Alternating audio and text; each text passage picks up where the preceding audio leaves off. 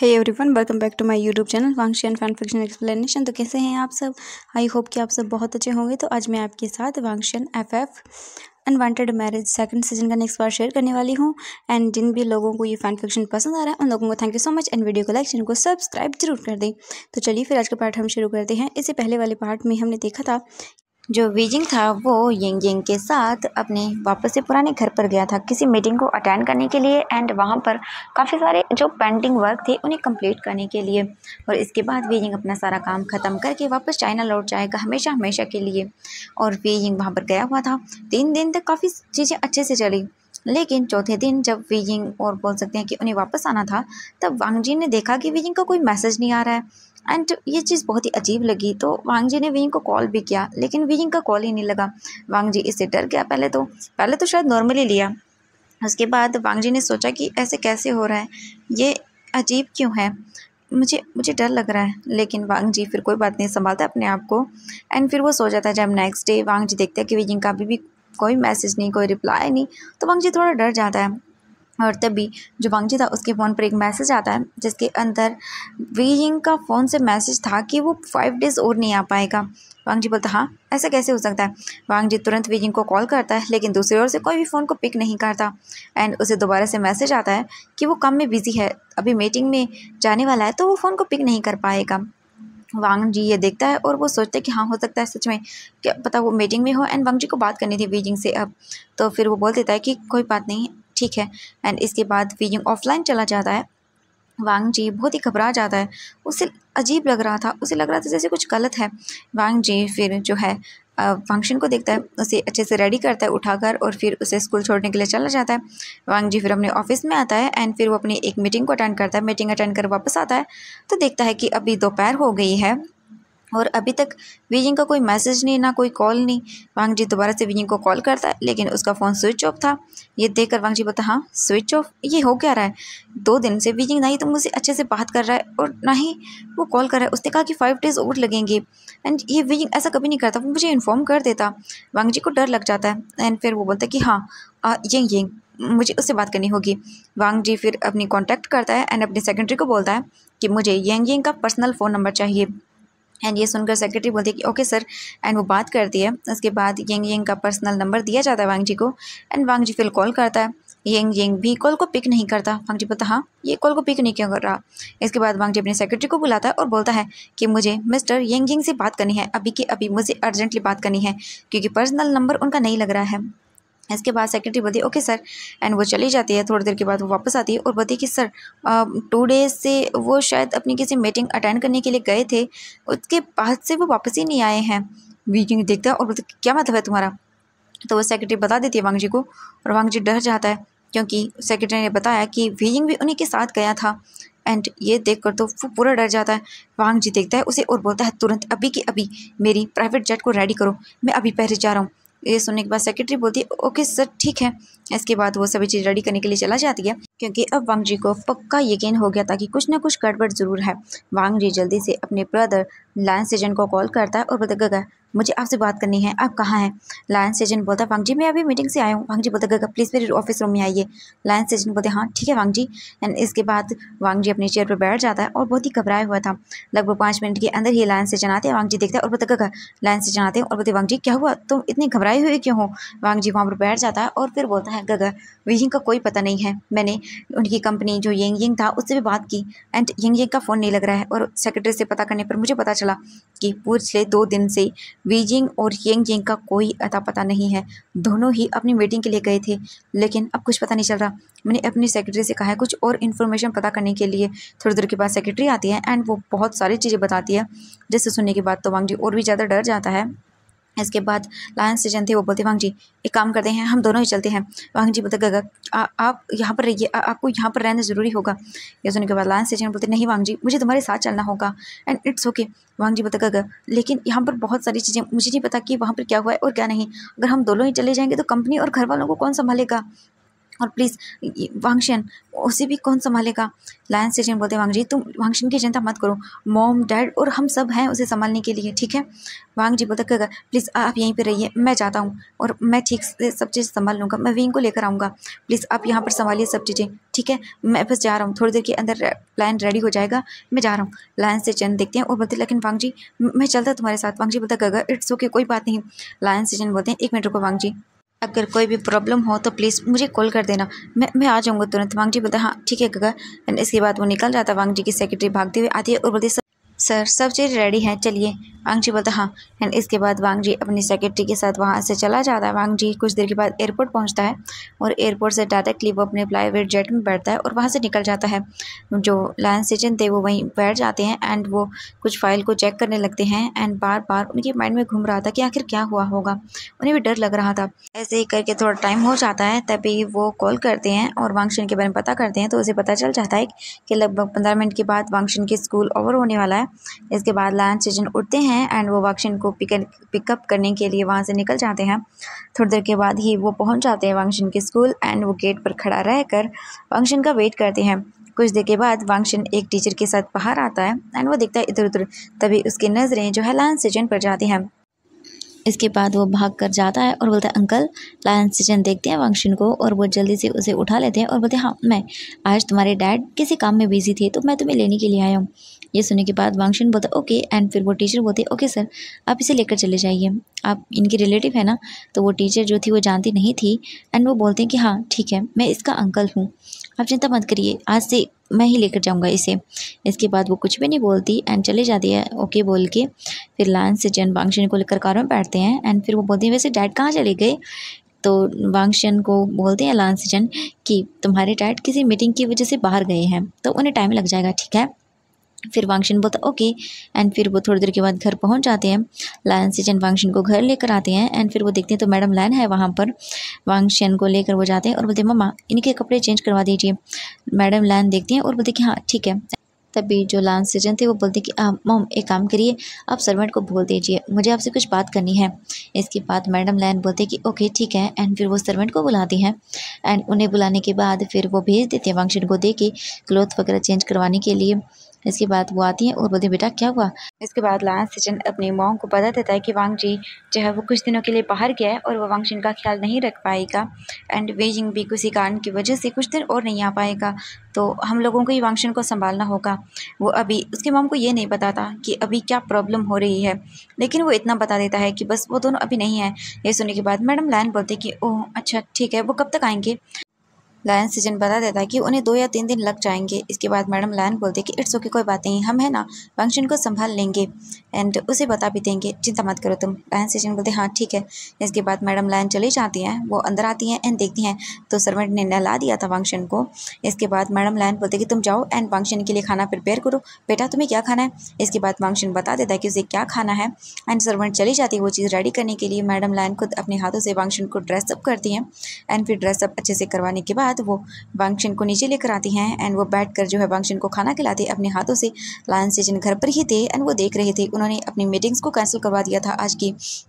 और फिर वो देखते हैं अभी वांग जी को गए हुए सिर्फ 1 घंटा ही हुआ था। इसके बाद जो लायन सेजन थे वो चेक करते हैं और बोलते हैं कि पता करो कि क्या वांग जी पहुंच गया, क्योंकि अभी जो है कॉल करना सही नहीं होगा, हो सकता है वांग जी अभी जो है वो प्लेन में ही हो। वहीं हम वांग जी को देखते हैं, वांग जी जो है वो पूरे 3 घंटे के सफ़र के बाद पहुंच जाता है एंड वो निकल कर सीधा आता है अपने बोल सकते हैं प्लेन से और वो जल्दी जल्दी एयरपोर्ट से बाहर निकलता है। इसके बाद वहाँ पर कुछ लोग वांग जी का वेट कर रहे थे, वो जल्दी से आते हैं एंड बोलते हैं जी सर अब हमारे साथ चलिए। इसके बाद वांग जी तुरंत ही उनके साथ निकल जाता है। वांग जी उनके साथ जाता है और फिर वांग जी थोड़ी देर के अंदर ही अपनी कार से जो है वेजिंग का जो वहाँ पर अपार्टमेंट था वहाँ पर आता है एंड वहाँ पर आकर देखता है और डोर बेल को रिंग करता है, लेकिन कोई डोर ओपन नहीं करता। इसके बाद वांग जी अपने तरीके से डोर को ओपन करवाता है एंड वो अंदर जाता है। अंदर जाने के बाद वो देखता है तो घर बिल्कुल खाली था। वांग जी लाइट्स को ऑन करता है और देखता है और बोलता हाँ ये सब क्या है। वांग जी घर में देखता है तो कुछ फोटो फ्रेम्स नीचे गिरे हुए थे। वांग जी जल्दी से आता है, उन्होंने देख रहा था और देखता है तो वो वांगशन की एंड विनिंग की फ़ोटो थी। वांग जी उसे अपने हाथ से उठाता है, अच्छे से क्लीन अप करता है और फिर उसे रख देता है। वांग जी रूम में जाता है तो देखता है विनिंग के बैग्स वहीं पर रखे हुए थे, मतलब विनिंग ने जाने के लिए रखे होंगे। इसके बाद वांग जी देखता है, पूरे घर को अच्छे से चेक करवाता है, लेकिन कुछ भी नहीं था। वांग जी की आंखों से आंसू गिर रहे थे एंड वांग जी जो गार्ड्स थे वहाँ पर उन्हें बोलता है कि जल्द से जल्द मुझे मेरा वी यिंग चाहिए, कुछ भी करो, कैसे भी करो, कोई भी डिटेक्टिव क्यों ना हो, हर एक को हायर करो। इसके बाद वो सर्वेंट्स जो गार्ड्स थे वो बोलते ओके सर, एंड वो चले जाते हैं वहाँ से। इसके बाद वी यिंग को ढूंढना शुरू होता है। वांग जी बहुत ही डेस्परेट हो रहा था वो। अब इसके बाद जल्दी से 1 घंटे के बाद निकल जाता है वांग जी, वहीं से कुछ क्लॉथ वगैरह पहनता है फ्रेश अप होकर एंड कुछ खाना वगैरह खाकर वो निकल जाता है। वांग जी सबसे पहले यंग की कंपनी में आता है एंड वहाँ पर पता करता है, तो वो बोलता है कि सर हम ऑलरेडी उन्हें ढूंढ रहे हैं एंड उनका कोई अता पता नहीं है। वांग जी जो है वो पता करता है, लेकिन वहाँ पर कुछ समझ में नहीं आ रहा था कि आखिरकार बीजिंग चला कहाँ गया, और ये यंग का भी पता नहीं है। अब हमें एक बहुत ही बड़े से विला को दिखाया जाता है, जिसके रूम के अंदर वी यिंग को बांध के रखा गया था और वी यिंग की आंखों पर पट्टी थी, जिस वजह से वी यिंग कुछ देख नहीं पा रहा था। तभी उस रूम का डोर ओपन होता है और एक सर्वेंट अंदर आती है और वो खाना टेबल पर लाकर रख देती है। उसके बाद वो जाती है एंड वो वी यिंग के आंखों से पट्टी हटाती है। वी यिंग जो था वो बेहोश था एंड फिर वो लड़की जो सर्वेंट थी वो पानी का ग्लास लेती है एंड वी यिंग के फेस पर वो धीरे धीरे पानी डालती है, जिससे वी यिंग उठ जाता है और बोलता है मैं कहाँ हूँ, प्लीज प्लीज छोड़ दो मुझे। एंड ये बोलकर वो देखता है, तभी वो सर्वेंट बोलती है कि सर खाना खा लीजिए। वी यिंग देखता है और बोलता है मुझे मुझे नहीं खाना, मुझे मेरे घर जाना है, प्लीज़ मुझे जाने दो। लेकिन वो सर्वेंट बोलती है कि सर माफ़ कीजिएगा, लेकिन हम इसमें कुछ नहीं कर सकते हैं। वी यिंग देखता है और बोलता है प्लीज़ मुझे बता दीजिए, मुझे यहाँ पर कौन लेकर आया है। वो सर्वेंट बोलती है कि सर हमें माफ़ करिएगा, हम कुछ नहीं बता सकते हैं। इसके बाद वो जो सर्वेंट थी वहाँ से चली जाती है। वी यिंग देखता है खाने को एंड वो बोलता नहीं मैं क्या करूँ, क्या करूँ मैं। वी यिंग का जो एक हाथ था वो बंधा हुआ था एंड वी यिंग का एक पैर भी बंधा हुआ था। वी यिंग अपने आइज़ को क्लोज करता है, वो उठता है एंड अपने हाथ को देखता है। जो सर्वेंट ज़्यादा टाइम वी यिंग का एक हाथ खोल कर चली गई थी, वी यिंग जो है जल्दी से उठता है, अपने दूसरे हाथ को भी खोलता है एंड फिर अपने पैर को भी ओपन करता है। फिर वो देखता है खाना और बोलता है हाँ मुझे यहाँ से भागना होगा मुझे। यानी वो सोचता है कि वो कैसे भागे, क्या करे, वो कैसे इन्फॉर्म करे। वी यिंग याद करता है कि क्या हुआ था। आज से 2 दिन पहले वी यिंग यंग यंग के साथ एक डील को फाइनल करने के लिए एक मीटिंग में जा रहा था। तभी अचानक से उनकी कार के सामने कुछ लोग आते हैं एंड वो उन्हें किडनैप करके लेकर चले जाते हैं। वी यिंग को याद है कि वी यिंग के साथ यंग यंग भी किडनैप हुआ था। यंग बोलता हाँ वो कहाँ पर है। एंड वी यिंग सोचा मुझे कुछ भी करके यहाँ से निकलना होगा, मुझे बाबूजी को इन्फॉर्म करना होगा, वो मेरा वेट कर रहा होगा, उसे तो पता भी नहीं मैं कहाँ हूँ। वी यिंग देखता है इधर उधर, उसे कुछ नहीं मिलता। वी यिंग बोलता पहले मुझे खाना खाना होगा, हाँ मैं बहुत ही वीक हूँ। वी यिंग जल्दी से जाता है एंड टेबल से उठाता है जितना भी खाना था एंड उन्हें खाने लगता है। जल्दी जल्दी वी यिंग खा लेता है। खाने के बाद वी यिंग जो था वो जल्दी से वॉशरूम में जाता है एंड वॉशरूम में देखता है तो वॉशरूम में कोई खिड़की नहीं थी। वी यिंग ये देखकर अपना सर पकड़ लेता है और बोलता मैं क्या करूँ, कैसे बाहर निकलूँ यहाँ से। वी यिंग को कुछ समझ नहीं आता कि वो क्या करे अब। एंड वी यिंग फिर वापस से बाहर आता है। बाहर आकर वो इधर उधर देखता है एंड तभी उसे बालकनी नज़र आती है। वी यिंग जल्दी से जाता है, बालकनी का डोर ओपन करने की कोशिश करता है, लेकिन बालकनी का तो डोर ओपन ही नहीं होता। वी यिंग वहीं आकर बैठ जाता है। तभी थोड़ी ही देर के अंदर उस रूम का डोर ओपन होता है एंड रूम जैसे ही ओपन होता है तभी एक पर्सन आता है एंड वो आकर वी यिंग को देखता है। वी यिंग डर जाता है और देखो कौन हो तुम, मुझे यहाँ पर क्यों रखा है। वो दूसरा पर्सन बोलता है कि आपको यहाँ पर क्यों रखा गया है, आपको जल्दी पता चल जाएगा, प्लीज़ आप जाइए एंड फ्रेश अप हो जाइए, कपड़े पहन लीजिए। वी यिंग देखता है और बोलता मैं कुछ नहीं करने वाला। तो वो बोलता है कि सर आप कर लीजिए, हमें मजबूर मत करिए। ये बोलकर वो चला जाता है। वी यिंग अपना सर पकड़ लेता है दोबारा से और वो सोचता है अब वो क्या करे। वहीं वांग जी अपने गार्ड से पता करवा रहा था एंड उसे धीरे धीरे कुछ चीज़ें पता चल रही थी। वांग जी को पता चलता है कि वी यिंग जो है कुछ दिन पहले यंग यंग के साथ एक मीटिंग में गया था, वहीं से वो गायब हो गया। एंड वांग जी जो है वो लोकेशन पता करता है तो उन्हें पता चलता है कि यह लोकेशन फॉरेस्ट टाइप की एरिया की ओर है। वांग जी फिर वही करता है, अपने कुछ गार्ड्स को लेता है और वहाँ से निकल जाता है वी यिंग को ढूंढने के लिए। दूसरी ओर हम देखते हैं ये यिंग को जिसे वी यिंग के साइड वाले रूम के अंदर ही बांध कर रखा गया था और उसे काफ़ी मारा भी गया था। थोड़ी ही देर के बाद उसके भी रूम का डोर ओपन होता है और एक पर्सन अंदर आता है। यिंग बैठा हुआ था और वो सोच रहा था कि वो क्या करे। जैसे ही एक गार्ड अंदर आता है यिंग उसे देखता है और बोलता है वी यिंग कहाँ है, मुझे बताओ। एंड देन वो दूसरा गार्ड बोलता है कि सर हमें नहीं पता। एंड ये बोलकर वो खाना रख कर चला जाता है। यिंग अपना सर पकड़ लेता है और बोलता है क्या करे, कैसे निकले यहाँ से, पता नहीं वी यिंग कैसा होगा, अगर कुछ गलत हो गया होगा तो। नहीं ऐसा नहीं हो सकता। यंग सोचने लगता है कि वो क्या करे। वहीं थोड़ी देर के बाद का सीन दिखाया जाता है। कुछ जो गार्ड्स हैं वो यंग के रूम में आते हैं। यंग को पकड़ कर वो बाहर लेकर जाते हैं एंड उन्हें लाकर हॉल में फेंक दिया जाता है। एंड यंग जैसे ही अपने आप को स्टेबल करता है तभी वो देखता है कि उसके सामने ही जो है वी यिंग बैठा हुआ था चेयर पर एंड उसके हाथ और पैर बांध कर रखे गए थे। ये देखकर यंग मतलब Wei Ying and Wei Ying के फेस पर भी टेप लगाई गई थी, जिस वजह से वो कुछ भी बोल नहीं पा रहा था। तभी वहाँ पर एक पर्सन आता है जिसके फेस पर मास्क लगा हुआ था और वो आकर सामने सोफे पर बैठ जाता है। एंड वी यिंग और ये यिंग दोनों ही देखते हैं। येंग को गुस्सा आता है और वो बोलता है कि तुम कौन हो, आखिर हमें यहाँ पर ऐसे किडनैप करके क्यों रखा है। ये सुनने के बाद वो पर्सन बोलता है कि ओह इतने डेस्परेट हो मुझे देखने के लिए, चलो दिखाई देता हूँ तुम्हें। एंड ये बोल कर वो धीरे धीरे करके अपने फेस पर जो मास्क था उसे हटा देता है। एंड वीजिंग देखता है और अपने मन में बोलता है व्हाट, लूमी क्या ये यहाँ पर क्या कर रहा है, और इसने इसने मुझे किडनैप क्यों किया है। एंड तभी वहाँ पर जो है एक और गर्ल आती है जिसने एक ब्यूटीफुल सी रेड कलर की ड्रेस पहनी हुई थी। एंड वो धीरे धीरे चलते हुए नीचे आती है। एंड जो वीजिंग था उसका फेस सामने की ओर था, तभी वो देख नहीं पाता। तभी जो लू मिंगयान था वो खड़ा होता है और बोलता है ओह आ गई तुम, देखो तुमने जो कहा था मैंने कर दिया। हाँ देखो मैंने नहीं किडनैप करवा लिया, अब जो करना है इनके साथ करो। वीजिंग जो है वो देखता है एंड देखकर शॉक, क्योंकि वहाँ पर लूसी थी। लूसी को देखने के बाद वीजिंग की शौक के मारे आंखें बड़ी बड़ी हो जाती हैं। जो लूसी है वो आगे आती है और वो दिखती है और बोलती है oh thank you so much मेरे ब्रदर, तुमने मेरी हेल्प कर दी, वरना हाँ ये तो मेरे हाथों से चले ही जाते। वो चिंता मत करो, मैं इन्हें अच्छे से पनिशमेंट दूंगी। इसके बाद वो पीछे टर्न होती है एंड गार्ड को देखती है और इशारा करती है, जिसके बाद जो लू मिंगयान के गार्ड थे वो जाते हैं एंड वीजिंग के हाथ मतलब फेस पर जो लगी हुई थी पट्टी उसे हटा देते हैं। वीजिंग देखता है और बोलता लूसी तुम। एंड ये देखने के बाद लूसी बोलती कि हाँ मैं बिल्कुल, तुम्हें क्या लगा मैं तुम्हें इतनी आसानी से छोड़ दूंगी, तुम वांग जी के साथ खुशी खुशी रह पाओगे, तुम्हारी वजह से मैं 3 साल जेल में रही थी। एंड अब तुम मेरे हाथ में हो और तुम्हें मैं छोड़ूंगी नहीं।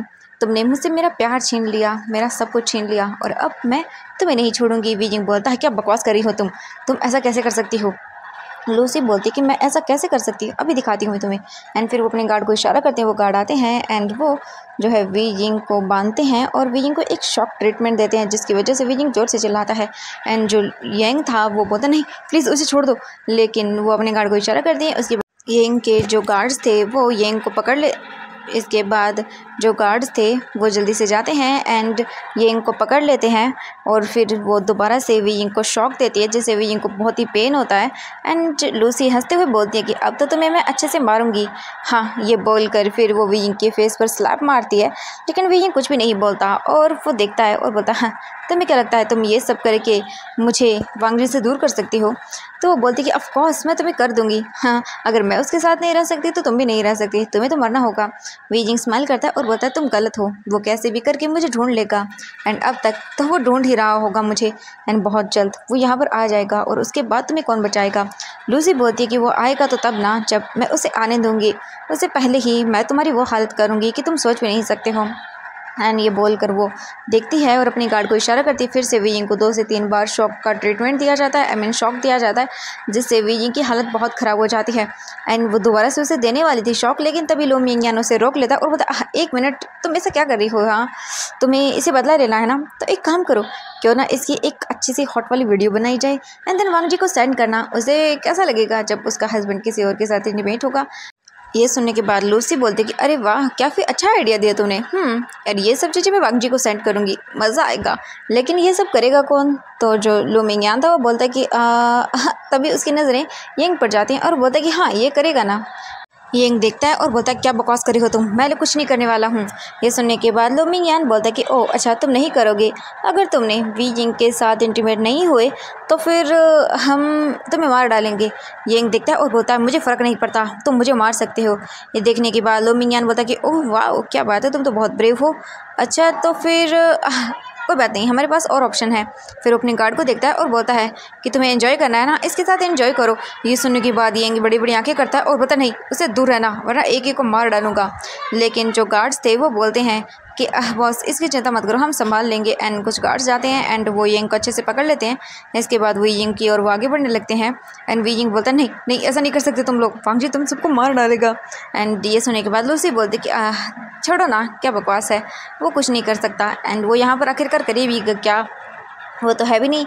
यानी बोल कर वो जो है अपने गार्ड को इशारा करते हैं एंड धीरे धीरे करके गार्ड वी येंग की ओर आगे बढ़ते हैं। तभी येंग चिल्लाते हुए बोलते कि नहीं ठीक है मैं करता हूँ। एंड वी येंग शॉकिंग आज से दिखता है येंग को और बोलते कि क्या बकवास है येंग, तुम ऐसे कैसे कर सकते हो।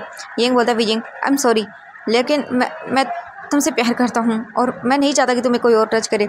ये बोलकर वो देखता है वी येंग को। ये सुनने के बाद वी येंग शॉकिंग आज से देखता है और बोलता है कि क्या बात कर रहे हो तुम।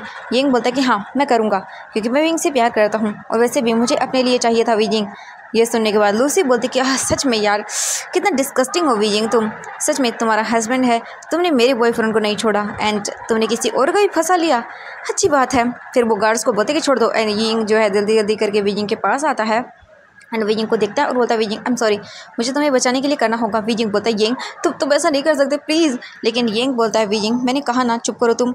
एंड ये बोल कर वो वीजिंग के पास जो जाता है एंड उसके हाथों को खोल देता है एंड जो गार्ड्स थे वो देखते हैं और बोलते लेकिन सर ये सब, तो यिंग जो था वो बोलता है कि मैं कैसे करूँगा अगर इसके हाथों को नहीं खोलूँगा। तो ये सुनने के बाद वो सभी लोग देखते हैं एंड इसके बाद यिंग जो है वो वीजिंग के क्लोज आता है एंड वीजिंग के नेक को पकड़कर अपने क्लोज करता है एंड वो जानबूझकर वीजिंग के फेस को पकड़ता है एंड जो साइड में करता है और फिर ऐसा लग रहा था कि जैसे यिंग वीजिंग को किस कर रहा हो और वीजिंग अपने आप को दूर कर रहा था, लेकिन यिंग ने वीजिंग के लिप्स पर अंगूठा रखा था एंड अपने लिप्स उस अंगूठे पर रखे हुए थे एंड ये देखकर लूसी स्माइल करती है एंड वो वीजिंग की पिक्चर्स को एंड वीडियोस को क्लिक करने लगती है। वो इस वीडियो को बनाती है और बोलती कि वाओ मज़ा आया एंड फिर गार्ड को इशारा करती है और बोलती कि जाओ ये वीडियो जो है वांग जी को सेंड कर दो एंड एक गार्ड आता है और बोलता है ओके एंड वो पिक्स एंड जो वीडियो थी वो सेंड कर दी जाती है हमारे वांग जी को। वांग जी जो था वो फॉरेस्ट एरिया में था एंड अपने गार्ड के साथ वीजिंग को ढूंढ रहा था। तभी उसके फ़ोन पर एक नोटिफिकेशन आता है। वांग जी फ्रस्ट्रेट था, वो फ़ोन निकालता है एंड देखता है तो बोलता है इसमें वीडियो ये क्या है एंड वांग जी जल्दी से ओपन करता है एंड देखता है एंड देख कर उसका दिमाग ख़राब हो जाता है। वांग जी बोलता व्हाट नॉनसेंस, क्या बकवास है ये सब। एंड वांग जी जल्दी से अपने गार्ड को बुलाता है और बोलता चेक करो ये वीडियो कहाँ से सेंड की गई है। इसके बाद गार्ड अपना सिर हाँ में हिलाते हैं एंड अब हम दूसरी ओर देखते हैं उसी घर का सीन। यिंग जो था वो ऐसा प्रिटेंड कर रहा था कि जैसे मानो वीजिंग को किस कर रहा हो और वो धीरे धीरे करके वीजिंग को वहाँ से साइड की ओर ले जाने लगता है एंड ये देखकर वो सभी लोग हंस रहे थे एंड लूसी तो बहुत ही हैप्पी थी और बोल रही थी कि अब देखना तुम मज़ा आएगा, वांग जी को ये क्लिप मिल गई, हाँ वो बहुत ही मज़ा कर रहा होगा ना इसे देखने के बाद, उसे भी तो अच्छा लग रहा होगा ना ऐसे अपने हस्बैंड को किसी और के साथ देख कर। इसके बाद यिंग जो है वीजिंग को सोफे पर पुश करता है। वीजिंग देख रहा था बड़ी बड़ी आंखों से, उसे कुछ भी समझ नहीं आ रहा था। यिंग वीजिंग के ऊपर आता है एंड ऊपर आने के बाद वो वीजिंग के हाथ को पकड़ता है और पिन करता है और वीजिंग के नेक के पास जाता है एंड ऐसा लग रहा था जैसे यिंग जो है वीजिंग के नेक पर उसे किस कर रहा हो एंड यिंग वीजिंग के पास जाकर बोलता वीजिंग जैसे मैं कर रहा हूँ बस मुझे करने दो, चुप रहो तुम, ठीक है, कुछ भी हिलना कुछ भी करना मत, मैं तुम्हें बचा लूँगा एंड खुद को भी, और चिंता मत करो मैं कुछ नहीं करने वाला तुम्हारे साथ, बस मुझे टाइम चाहिए। यहाँ पर ये देखना है कि किसी जगह है जहाँ से हम भाग सकते हैं।